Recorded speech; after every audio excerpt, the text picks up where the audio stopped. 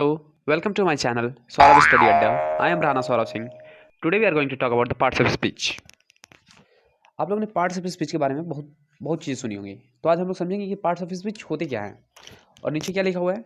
Are the determiners also the parts of speech. क्या determiners भी parts of speech हैं? इन्हें भी पार्ट्स ऑफ स्पीच में इंक्लूड किया जाता है या नहीं? आज हम पूरा पार्ट्स ऑफ स्पीच के बारे में समझेंगे। तो so let's start. Parts of speech.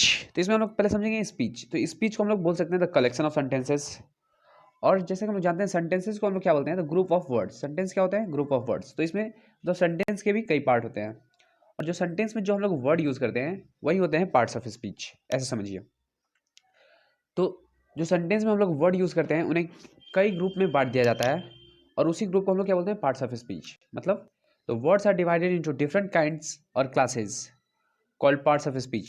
तो जो वर्ड होते हैं, जितने भी वर्ड्स उन्हें हम लोग डिवाइड कर चुके हैं कुछ कुछ ग्रुप में, और उन्हीं ग्रुप को हम लोग क्या बोलते हैं? पार्ट्स ऑफ स्पीच बोलते हैं।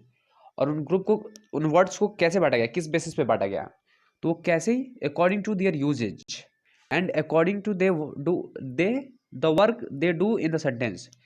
किस यूज कैसे बांटा गया उन्हें, कि कैसे वो यूज हो रहे हैं सेंटेंस में और वो सेंटेंस में आके क्या रोल कर रहे हैं, उनका क्या रोल है सेंटेंस में। तो उस बेसिस पे जो वर्ड होते हैं उन्हें डिवाइड कर दिया गया कई ग्रुपों में और उसी को हम लोग बोलते हैं पार्ट्स ऑफ स्पीच। तो पार्ट्स ऑफ स्पीच कितने होते हैं? तो फर्स्टली 8 होते हैं पार्ट्स ऑफ स्पीच। जो पहला होता है नाउन होता है, दूसरा प्रोनाउन, तीसरा एडजेक्टिव, चौथा वर्ब, फिर एडवर्ब, प्रीपोजिशन, कंजक्शन, इंटरजेक्शन। इन सब के बारे में हम थोड़ा थोड़ा समझेंगे कि क्या होता है नाउन, क्या होता है प्रोनाउन। और इसके लिए हम लोग सेपरेट वीडियो भी लाएंगे। नाउन का, प्रोनाउन का, एडजेक्टिव का, जितने भी 8 पार्ट्स ऑफ स्पीच हैं इन पे सेपरेट वीडियो भी आते रहेंगे। तो आज हम लोग थोड़ा थोड़ा समझ लेंगे कि ये सब क्या होते हैं। तो स्टार्ट करते हैं हम लोग नाउन से। तो noun is a name of person, place और थिंग। नाउन क्या है? पर्सन, प्लेस या किसी वस्तु के नेम ऑफ पर्सन, प्लेस और थिंग। मतलब किसी भी चीज़ को सिंपली समझिए तो किसी भी चीज़ के नाम को क्या कहते हैं? नाउन कहते हैं। Noun is naming word. जैसे एग्जांपल राम, सीता, ये सब जितने भी नाम हैं, मैंगो, जितने भी नाम हैं, ताजमहल, मुंबई, सब नाउन है। फिर हम लोग समझेंगे प्रोनाउन के बारे में। प्रोनाउन क्या होते हैं? तो प्रोनाउन ऐसे वर्ड होते हैं जो नाउन को रिप्लेस करते हैं। जैसे आई, यू, ही, सी, इट, ये सब इसके एग्जाम्पल हैं। जैसे कोई लड़का है जिसके बारे में हम लोग बात कर रहे हैं, जैसे राम एक लड़का, उसके बारे में हम लोग बात करते हैं। तो राम एक लड़का है, राम 8वीं क्लास में पढ़ता है, राम के पिता का नाम श्याम है, ऐसे कुछ करके सेंटेंसेस है। तो इसे हम लोग वहाँ राम की जगह कोई ऐसा वर्ड यूज़ करेंगे जो जहाँ बार बार राम आ रहा है, तो बार बार राम ना आकर वहाँ एक हम लोग वर्ड यूज़ कर लेते हैं वह। जैसे राम एक लड़का है, वह 8वीं क्लास में पढ़ता है, उसके पिताजी का नाम श्याम है। ऐसे बना दो। जो वह और उससे आया ये क्या है? प्रोनाउन है, मतलब सर्वनाम है। हिंदी में समझे तो सर्वनाम है।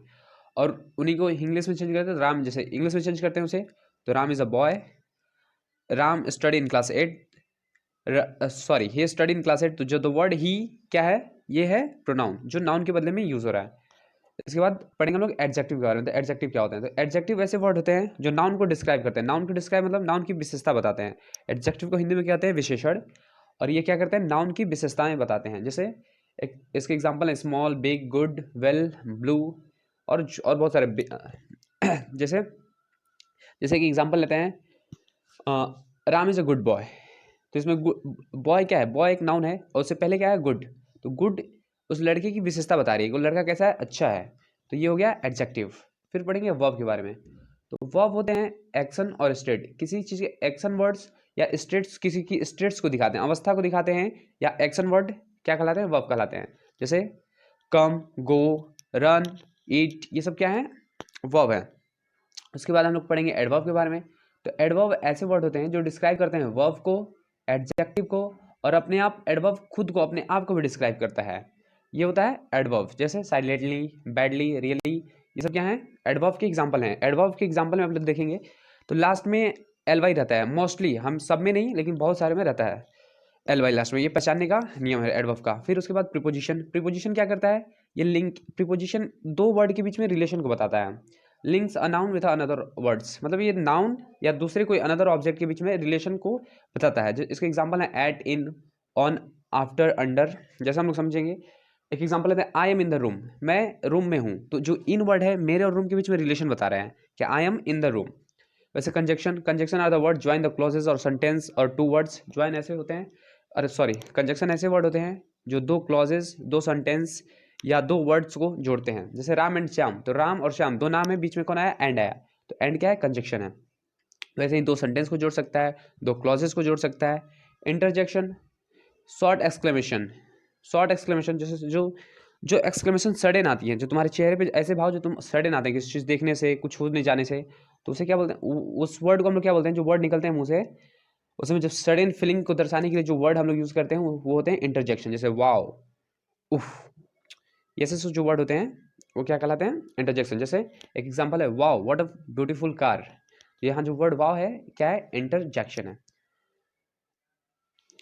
तो अब हम लोग आगे बढ़ेंगे, तो आगे बढ़ेंगे कुछ पार्ट्स ऑफ स्पीच के बारे में ही आगे बात करेंगे क्या होते हैं, मतलब इसमें हम लोग डिटरमाइनर्स के बारे में बात करेंगे। जैसे हम लोग वीडियो को शुरुआत में हम लोग बात किया था कि डिटरमाइनर्स इंक्लूड होते हैं या नहीं होते हैं, तो मॉडर्न ग्रामर के हिसाब से डिटरमाइनर्स को इंक्लूड किया जाता है पार्ट्स ऑफ स्पीच में, लेकिन पहले नहीं होता था। मतलब मॉडर्न कुछ बुक में आने लगा है जैसे डिटरमाइनर्स को भी ऐड कर लिया जाता है पार्ट्स ऑफ स्पीच में। जो डिटरमाइनर्स होते क्या हैं, डिटरमाइनर्स होते हैं a, an, the, this, that, those, this, every, ऐसे जो वर्ड होते हैं उन्हें डिटरमाइनर्स बोलते हैं। तो इसमें हम लोग एग्जांपल में देखेंगे मोस्ट ऑफ वर्ड, जैसे यहाँ से स्टार्ट करेंगे, this, that, those, every, each, some, any, his, on, one, two, it, ये सारे वर्ड किसी न किसी रूप में, मतलब एडजेक्टिव के रूप में या प्रोनाउन के रूप में, ये कहीं ना कहीं पार्ट्स ऑफ स्पीच में यूज हो जाते हैं।